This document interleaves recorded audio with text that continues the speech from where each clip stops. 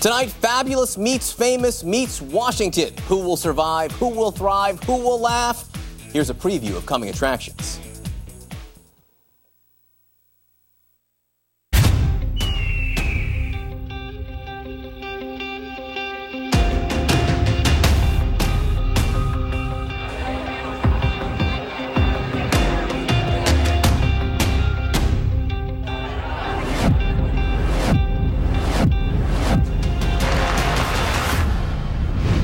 Ordinary dinner.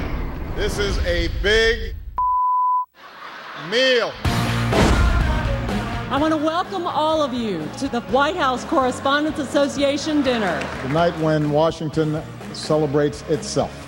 Somebody's got to do it. The Supreme Court ruled that the donor who gave Ted Cruz $6 million was just exercising free speech. Yeah, it's the kind of speech like this. I just wasted $6 million. He has released the Blackened. Now that's a legacy.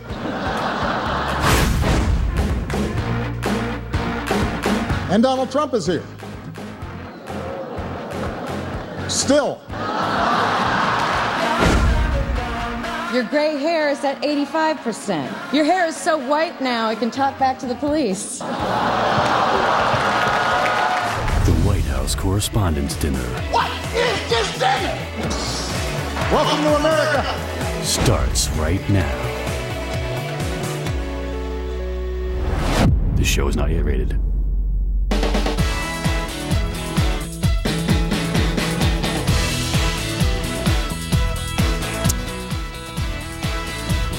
Welcome to a night unlike any other, where people go to see and be seen and then tweet about it. There's Aretha Franklin, for God's sake. It's a night when Hollywood stars, political players, and journalists wearing borrowed clothes are all walking the red carpet. President Obama, the First Lady, will be there. Larry Wilmore from The Nightly Show, members of Congress, campaigns, pop culture, plus real-life journalists and the people who play them on TV. It's a night to eat, tell jokes, and help raise money for a noble cause, scholarships and awards to support good journalism. Good evening, everyone. Welcome to CNN's special coverage of the annual White House Correspondents' Dinner. I'm John Berman. Not fabulous enough to be there, but available enough to work. This hour, it is all about the glamour. Let's get right to that glamour. We're going to the red carpet right now. The regent of the red carpet, CNN political reporter Sarah Marie, is there with some very special guests. Sarah. We do have some very special guests to start off the night tonight, John. Tonight, Donald Trump will be skipping the dinner, but he sent his most capable surrogates. We're here with Don Jr. and his lovely wife. Thank you guys so much for joining us. It's my pleasure. Okay, so tell me, this is your first time at the dinner. Did you have any reservations, knowing in the past your dad has been the butt of a couple of the jokes? No, listen, I think if there's anyone that can make fun of ourselves, it's my father, it's me, it's our family. I mean, that's what we are. I mean, you see his sense of humor. You've seen it come out on the campaign trail, and he's obviously a lot more reserved there than he is at home when we're having fun around the table. So, you know, we're ready. We realize it's all in good fun, and we can dish it out, and we can take it. So what's it going to be like for you? If President Obama is up there poking fun at Donald Trump, are you going to be laughing at those jokes, or is it going to be stern-faced? I don't think I'm going to be laughing at them.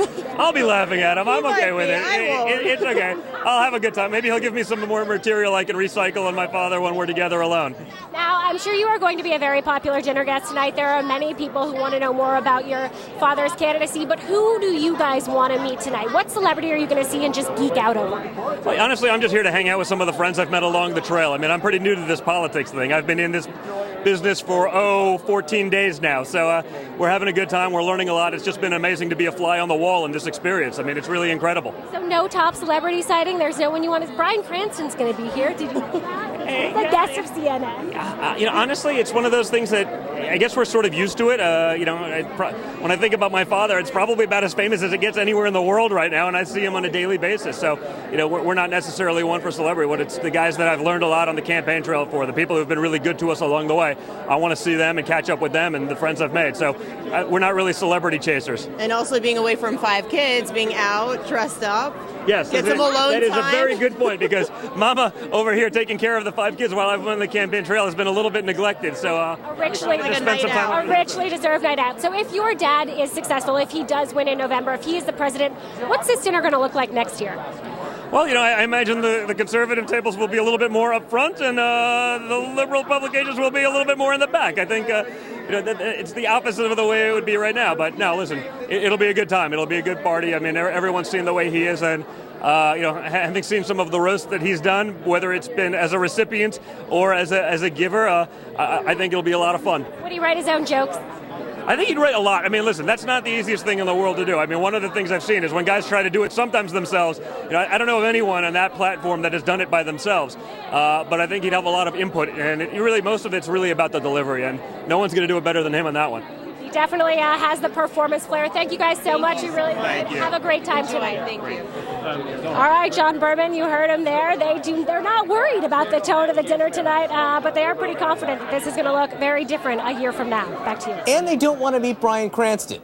But I don't understand that at all. I don't understand that. All right. I think they're just trying to play it cool. Sarah Murray, great to see you. Go out there, find the other fabulous people who are there. Thank you so much for working on this night that should be all about fun. Thanks so much, Sarah. All right, I am with an amazing lineup of guests, experts in politics, fashion, history, comedy, power, gossip, and money. I'm joined by Kate Anderson Brower. She is the author of The Residence, about life inside the White House. She also just published First Women, about America's modern first ladies. Also with us, Brad Jenkins, executive producer at Funny or Die, and Liz Winstead, a co-creator and former head writer of The Daily Show. Guys, this is an historic White House Correspondents' Dinner. President Obama, his final dinner there. President Obama, who has had some very memorable moments at these dinners.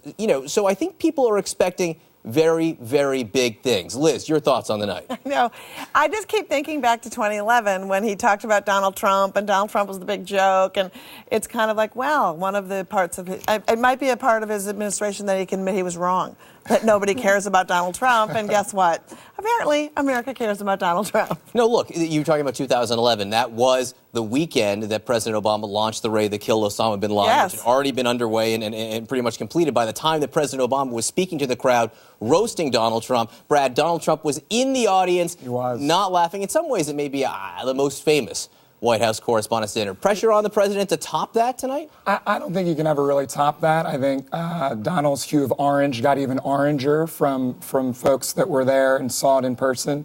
No, I don't think that he'll ever top that. I think that he'll have a lot of fun tonight. I think mostly for me, this is about the Obama legacy. I think it's a lot about, wrapping up what is a pretty historic presidency. I think Trump will get a few jokes, but I think he's going to focus more on what he was able to accomplish in 8 years. We're looking at Carmelo Anthony, by the way, who has the night free because the Knicks aren't in the playoffs.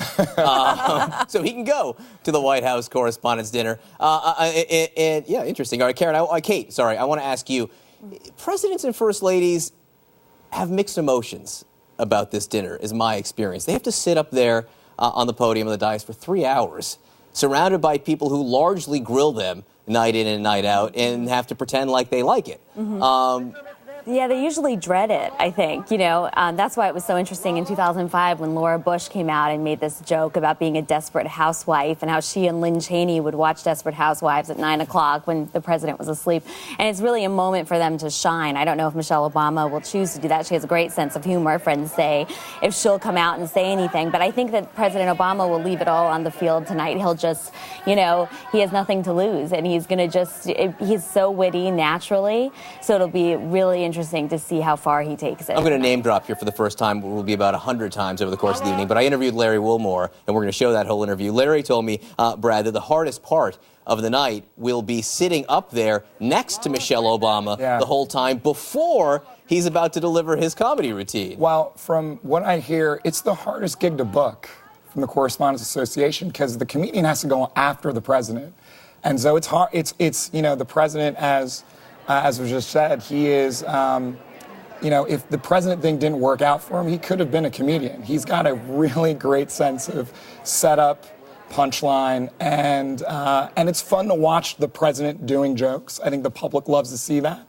I love Larry. I love his team. I love Louis Kay, and I hope that I think he's going to do a great job. I think he's a great kind of end note to the president's final Correspondents' Dinner. Liz, you know everyone in the business. You've been talking to people writing the jokes? Yeah, I know some people writing the jokes, and I think that it's right. And I think, because we were talking about, it's just emotionally antithetical for a performer like myself to see the headliner go first. Yeah. But then the president goes first. The president goes first, right? First. Yeah. But then you realize a comic who's on their chops is sitting there with their cards being like, I'm not doing that. Like literally during the dinner, that's going out. The president, it's okay. That just killed that joke. I have something exactly like that. Because so many times they don't go to the White House with their material because they want to keep it fresh. And so it's like, I think it would be harder for the president to be like, well, you stepped on that one. Like, no, the president has to have like the freshest material. That's right. Brad, you were in the White House. I mean, while this was going on, any sense of the preparation inside the White House to get the president ready? Yeah, I mean, I will say, as fun as this is probably the least important thing the president is doing. I have a hard time believing that. The Easter egg hunt. Perhaps this month, let alone this year. But no, I mean, we have an incredible team of speechwriters. My colleague, David Litt, who's now the head writer of Funnier at IDC, has helmed this speech for the past few years. He tells me it starts about 3 weeks before the speech. They start with about 100 jokes. And as Liz says, a lot of those jokes come from some of the best comedians in the business. Very stealthy communications that happen.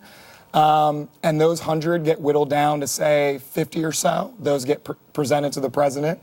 And then he mostly just, he selects the ones he likes, and that gets down to about 35 or 40. But it's just like anything, the president wants to make sure that it's the best that it can possibly be. He takes it seriously. And it's a fun process. Well, in comics, too, when they watch the Correspondents' Dinner and the president has a great joke, comedians are just so spiteful, right? They're like, that guy had the greatest joke about that. He'll never do it again. It's a no act. I didn't write it. I can't have it. Like, it's like watching somebody do great things and then have that stuff just go away. And Kate, last word here before we go to break. Do the presidents care? I mean, how much do they care about being funny, do you think? Oh, I mean, I think it would be embarrassing if they bombed, I think they want to do well. And I am going to name drop here. I'm good friends with Carol Lee, who is the president of the White House Correspondents Association. And she said she picked Larry Wilmore because he is up and coming and he's not afraid to be searing and talk about race and these controversial issues. It's harder to get someone like a Tina Fey, Amy Poehler, someone who's really established, super famous to do this gig, I think.